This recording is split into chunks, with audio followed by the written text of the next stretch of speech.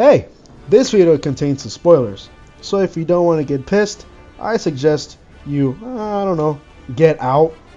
If you want to skip my thoughts on the movie and go right to the meat of the video, then go right there. I completely understand if you do, no hard feelings. Alright, so The Force Awakens. I liked it. I enjoyed it. It was money well spent. I like Kylo Ren. He's a fucking monster of a Sith. I especially love his power of the Force. I mean, seriously, the dude fucking stopped a blaster bolt in mid fucking air and held it for like a minute while he casually chatted with Poe. And then he released it. Almost hitting a stormtrooper. The stormtrooper goes like, oh shit, phew, and then hits a post. Alright, I'm pretty sure we've all seen the scene in episode 5 where Han and the gang go to have fucking brunch, and then Vader shows up like, oh hey, nice for you to join us, and Han goes like, shit, and then shoots Vader. But then Vader was like, swerve, and then deflects his shots. That's pretty fucking cool. But stopping a blaster bolt in midair, that's something else. I also love Rey. She's awesome and she's just stunning. I mean, that face though, oh my gosh, that's so gorgeous. If I met Daisy Ridley and she made that face to me, I would go like. And finally, I especially love the music. What else would you expect when John fucking Williams is composing the music? Rey's medley and the end theme was so fucking beautiful. But the First Order's theme has totally got my like. It sounds so upbringing and menacing. Every time I hear it, I can imagine this.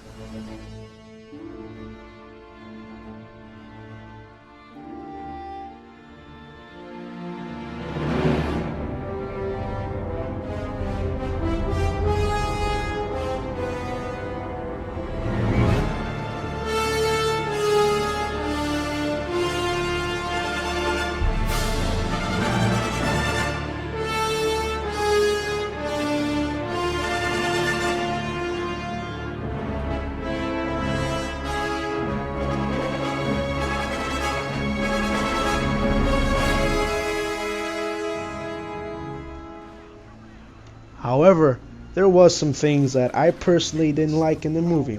But then again, absolute perfection is impossible. I thought that the story was too much like episode 4's. I mean, seriously.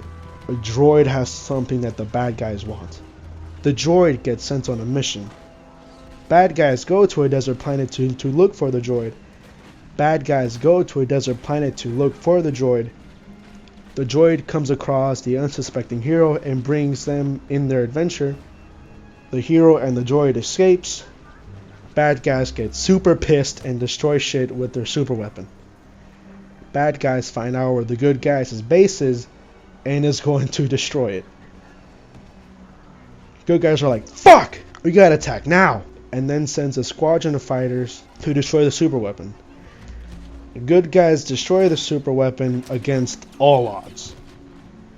I think that this story was unoriginal and played out. However, if that was what they were going for, then touche. I like the nostalgia on this one. Alright, so on to the meat of the video. After watching The Force Awakens, I, like most fans, had questions like, how the fuck is Rey so strong with the Force? And especially who Rey's family is. She obviously must have come from a Force-sensitive family because of her strong connection to the Force. However, Rey's family is still anonymous and was mentioned very little. I speculate that Rey is in fact Luke's daughter, and much, much more. Rey must be Luke's daughter because one, Han and Leia never mentioned a daughter. Now, it is possible that Han and Leia had a secret love child, and Leia was like, oh shit Han, I'm pregnant again. And Han was like, I can't afford another one. And then they dumped her ass on Jakku. That is possible, but I'm not feeling it. But who knows? Maybe it's true in the future. We'll never know. 2, Rey's insanely strong connection to the Force. And 3, the anonymity of her family that left her. To elaborate on number 2, I can theorize that Rey is the chosen one that was prophesied by the Jedi. A prophecy foretold of a Jedi with immense power. Now Anakin is pretty fucking powerful, don't get me wrong, but Rey, holy shit, is she something else. As we saw in the movie, Rey, with no Jedi training whatsoever, managed to do the Jedi mind trick on the Stormtrooper to set her free, and was able to resist Kylo Ren's Force interrogation. Keep in mind that Kylo Ren was trained by Jedi Luke, and now Sith Supreme Leader Snoke.